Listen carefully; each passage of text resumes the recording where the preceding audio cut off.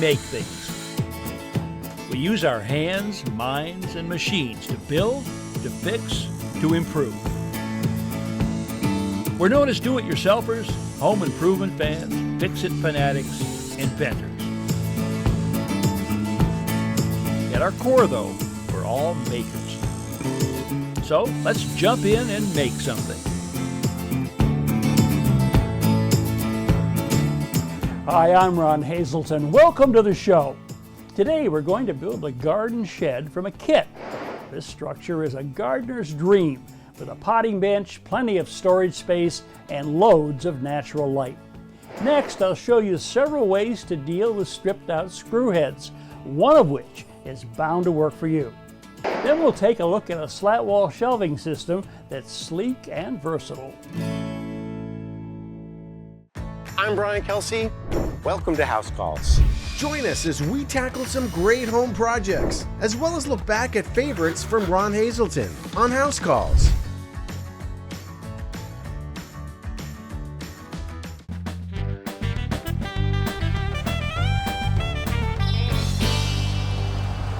Well, I'd say it's a good day for a road trip. I'm headed to Atlanta, Georgia. Going to pay a visit to Jonathan and Rachel Logan. Now, they say they've got a garden shed that's just gotta go. Today, with a little help from me and my traveling carpenters David Schulte and Scott Haynes, we're going to replace the old storage shed with a new solar garden shed. Yep. Wow, And as you can that's see, been it's here a while, huh?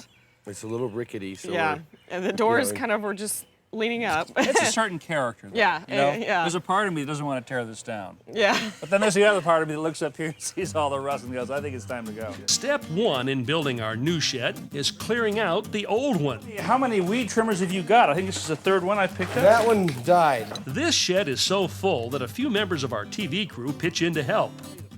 In the process, I discover something I never want to see. Gasoline in a glass container. This is extremely dangerous. Is it really? Yeah. The glass? You don't have kids here, but if this were to drop and it was near, let's say, a hot water heater, Yeah. big time fire explosion. So never stored in a glass container. Yeah. We're going to put it Approved With gas it. can only. A temporary solution. Like this one. Like this Yeah, one right that's sitting exactly. here. This would be a good thing to put it in. While our disposal phase continues, the delivery truck from the local home improvement center has arrived up front. The new shed, manufactured by a company called Handy Home Products, comes as a kit, complete with instructions and everything you need but the tools. But before the new shed can go up, the old one has to come down. We start with the roof. We got a ton of pine needles and dirt and vines up here, and we're never going to get this lifted off unless we take them off.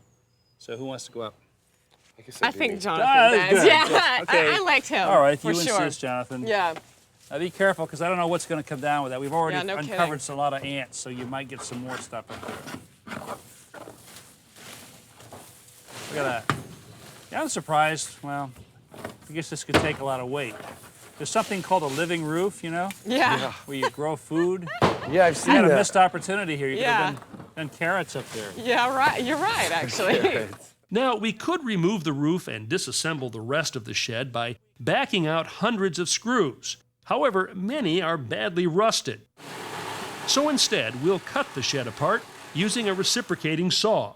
It's easier and a lot faster.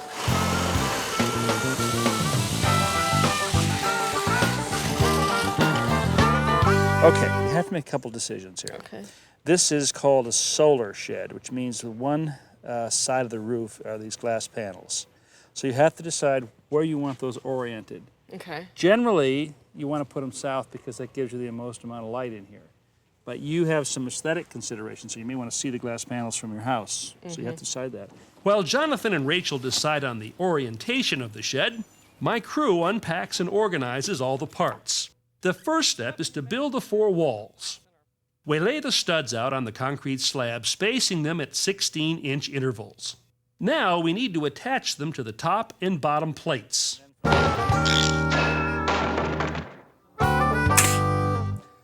Well, we're going to be doing a lot of nailing today as we put together the walls of our shed, And we could do all that nailing with a hammer, but instead we're going to use nail guns. Now I know what you're thinking. Nail guns are professional tools. Well, not so today. You can buy a starter set, for example, that includes a compressor, hose, and a small nail gun for around $200. Or you can rent these from tool rental shops. The whole works. Now they come in a number of different styles, shapes, and sizes. This is a framing nailer that I was using right over here. These two are finishing nailers, usually nails with a very small heads. This is a roofing nailer here, drives in very short, large-headed roofing nails. And this last one doesn't even require a compressor or hose. It uses butane, and a small explosion inside the cylinder drives the nail into the wood. Now, modern nail guns are safe to use. They've got a lot of safety features built in, and they'll save you a lot of wear and tear on your shoulder, elbow, and your thumb. Okay, everything's laid out here, ready for you guys to start nailing. Now, what I've done is I've given you some marks here just to line everything up. This is in the center of the stud.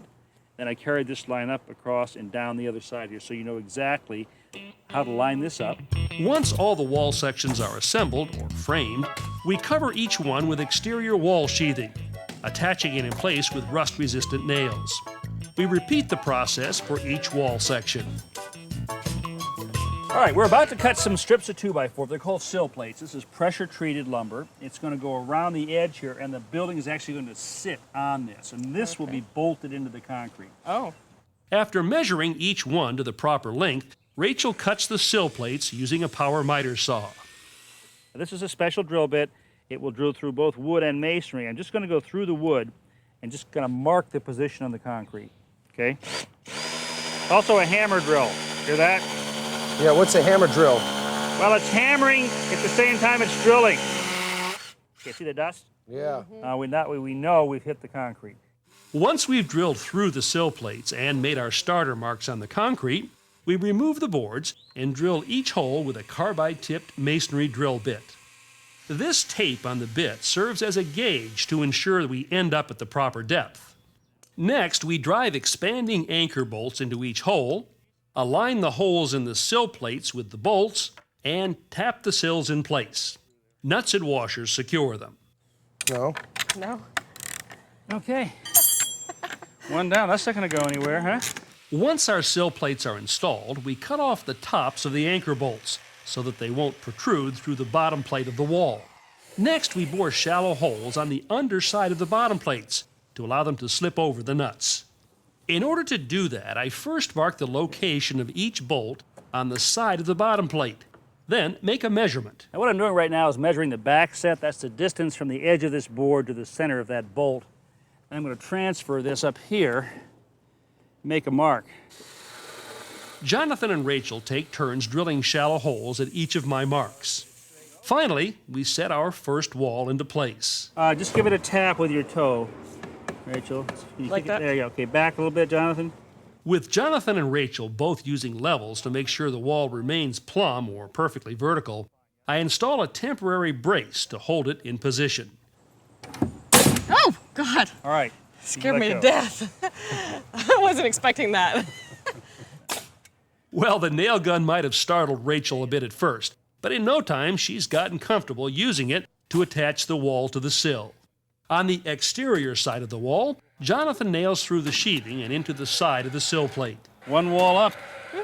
Free to go. With one wall up, we move on to wall number 2, using the same method. Wall number 3, Great. otherwise known as the short wall. Yeah. Good shoot. Okay, coming up.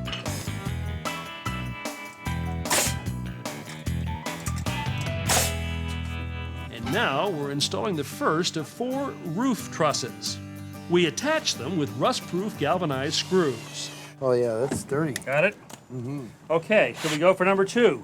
Our kit comes with spacers, which we drop in between each of the trusses. The spacers eliminate any guesswork and ensure that the trusses end up in precisely the right locations. You can see it, the whole village would show up to help you do this. Yeah. No, you really could get it a lot done in one day. Okay, I'm on. Here you go, Ron. Few drops of rain. I'm hoping we can make this. It'd be so nice to get this roof up. All right, this is called a stringer. It's going to sit right in these notches on the rafters here. It's going to do a couple of things. It's going to form the top of the framed opening for the window panes, or the glass panes that are going on this side. It's also going to allow us to tie these rafters or trusses together here on the top. Are you ready? Ready. Next, we hold the rear gable in position, and no sooner does Jonathan nail it into place when a rainstorm breaks out. Now, plastic sheeting isn't exactly what we had in mind for a roof, but for now, it'll have to do. So during this rain delay, we're going to bring you the 1972 game of the Cubs versus the Pirates.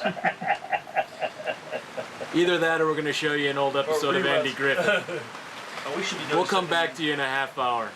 Reruns of this old house, or what else? No. What a celebrity During this rain delay, we're going to be bringing you some classic episodes of The House Doctor.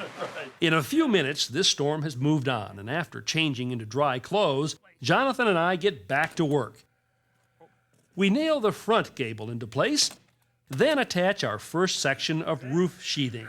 One side of the roof is a roof. Our shed kit comes with several pieces of decorative trim, fascia boards which cover the ends of the roof trusses, and one door, sir.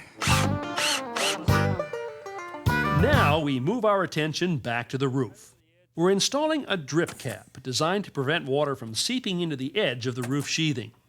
Let's get some roofing paper. We're going to start here at the bottom and we're going to overlap. Always put this row down first, then overlap the next one and the next one. Again, so that we have the paper overlap like this. As the water rolls down, it'll go from one to the next and not go up underneath the one below it. As we lay down our roofing felt, we attach it in place with staples. Next, we begin putting down shingles, starting at the bottom edge where we install a double layer. Each shingle overlaps the course below and is held in place with 4 roofing nails. The nails are placed so that the heads are concealed under the next row. With the shingles up, we move on to the roof windows, which are what make this a solar shed. First, we run strips of double-stick tape along the tops of the roof trusses. Now we just want to set that right on top of the tape, Jonathan. Okay, fitting? Beautiful. Now this is a metal trim strip right here with some holes drilled in it. It's going to do 2 things. It's going to cover up this gap between the windows, and it's also going to apply downward pressure to hold the windows in place. Matter of fact, this is all that's holding the windows in place, but it'll be plenty.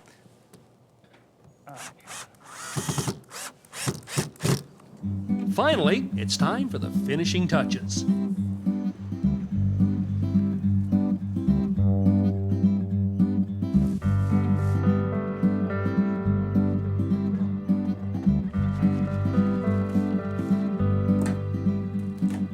Wow, now this is a shed. Yes, huh? it is. Yeah, it's Oh boy, do I fabulous. like the way this turned out. Yeah, I love Complete the with thermometer. thermometer. Yeah. Hey, and here he is. Hey, how are you? Bonsai Man, huh? You know, the way you were tearing into that shed and ripping it down and wielding that nail gun, I never would have taken you for a bonsai guy. Me neither. To be quite frank. He had to learn patience. So it's been a good hobby for him. So how was it for you building this? Oh, it was great. I thought this was a lot of fun. I'd like to do it again. So if we have another project, we'll be sending you a letter. So now my question, which I like to ask a lot, is having done this job, do you feel a little more confident in taking on the next one?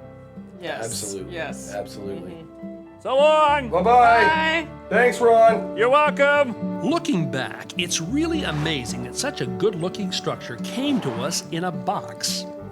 Unlike the dilapidated and rusting shed that used to stand here, this one adds beauty and value to the property and is every bit as functional on the inside as it is attractive on the outside.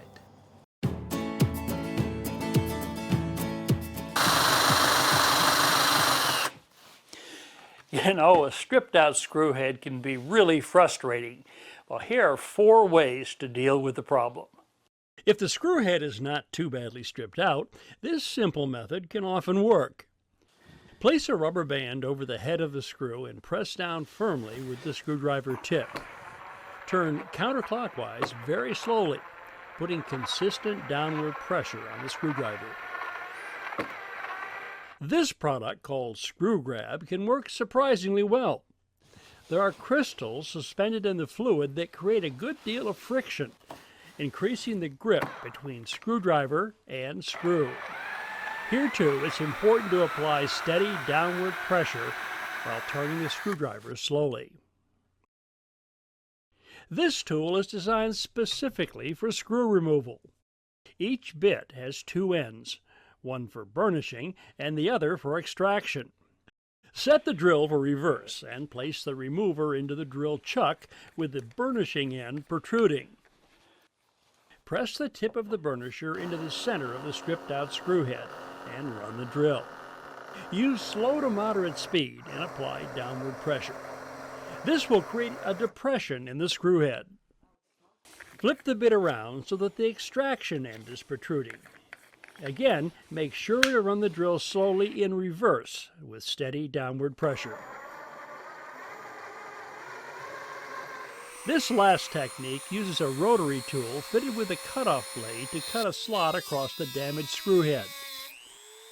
Then a flat blade screwdriver is inserted into the slot and turned counterclockwise to back the screw out. Well, now you've got 4 techniques in your toolbox for getting out screws with stripped heads. If one doesn't work, well, try another. Now there are several ways to convert raw wall space into usable storage, but one of the most versatile and good-looking that I've come across is something called the Slat-wall system. The heart of the Slat-wall system is this extruded aluminum track that installs with screws directly on the studs. I'm using decorative hardboard with a 1/4-inch spacer on the back to cover the wall between the tracks. Just about any 1/2-inch thick material will work. The panel is captured top and bottom by a lip on the track. Installation is remarkably quick and can be done with one person, although 2 would be better when working with longer sections. The finished wall is good looking and very versatile. Specially designed brackets allow shelving to be put up anywhere along a track. Panels can be made from pegboard, corkboard, as well as drywall and melamine. 3/4-inch thick melamine-clad particle board is the preferred choice for shelf stock. It's inexpensive and readily available. An extruded aluminum shelf bracket slips on the rear edge, is tapped into place, and is secured with screws. The bracket both stiffens the shelf and engages the shelf track.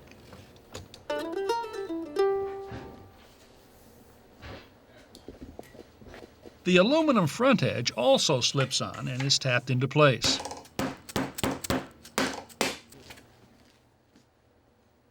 This trim comes in several widths and shapes.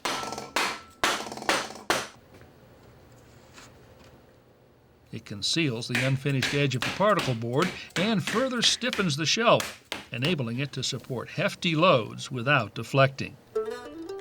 The system, developed by Hangman Products, has several accessories, including a tool caddy, hanging hooks designed to fit directly into the track,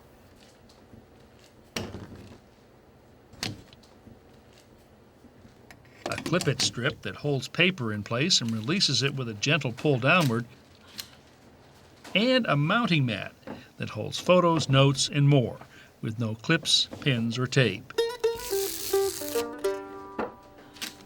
If you're looking for a wall shelving system that does it all, this could be it. To view today's projects again, visit ronhazelton.com. Step-by-step home improvement tips when you need them.